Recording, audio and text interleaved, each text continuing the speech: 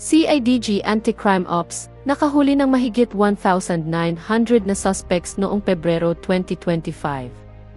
Ito ang balita mula sa Philippine News Agency ngayong March 5, 2025.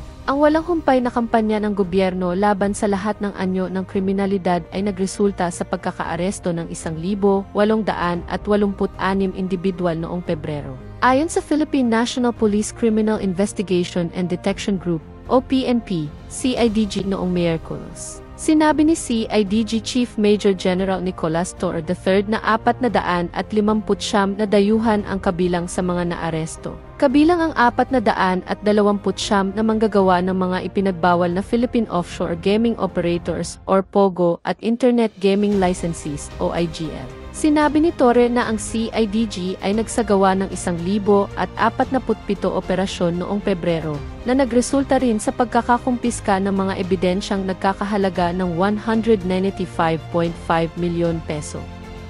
Kabilang dito ang 128 na baril, 9,015 na pampasabog, iba't ibang magasin, at 1,708 na piraso ng iba't ibang bala. Sinabi ni Torre na 167 na reklamo ng krimen ang naihain sa National Prosecution Service. Iniulat din ng CIDG ang pagsasara ng 4 na POGO at IGL facilities noong Pebrero. Sa kanyang ikatlong State of the Nation address, inihayag ni Pangulong Ferdinand Romualdez Marcos Jr. ang kabuuang pagbabawal sa mga operasyon ng POGO sa bansa na naging epektibo noong Disyembre 31, 2024. Dahil sa mga panganib na dulot ng mga POGO sa bansa, naglabas din si Pangulong Marcos ng Executive Order No. 74 na nagtatakda ng agarang pagbabawal sa offshore at internet gaming noong Nobyembre 8, 2024. Tiniyak ni Torre sa publiko na ang CIDG ay matatag, hindi natitinag at nagmamasid sa lahat ng dako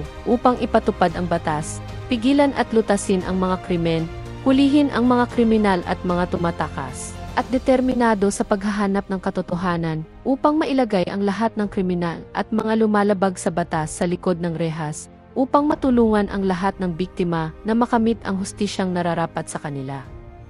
End of news story. So isa na naman malaking accomplishment ang naisagawa ng gobyerno ni PBBM laban sa kriminalidad sa pangunguna ng masipag, tapat at matapang na hepe ng CIDG na si Major General Torre.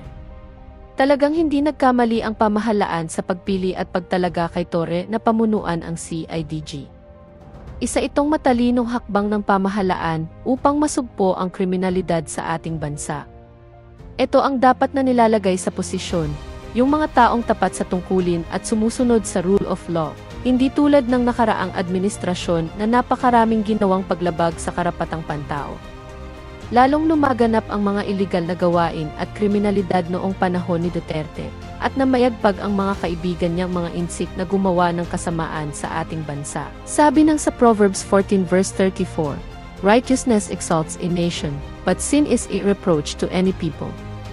Patuloy natin ipanalangin ang bansa natin at ang mga namumuno dito upang magkaroon tayo ng maayos na pamumuhay na may pagpapasalamat sa Diyos na mailikha. Maraming salamat po at hanggang sa muli. Glory to God. Padayon.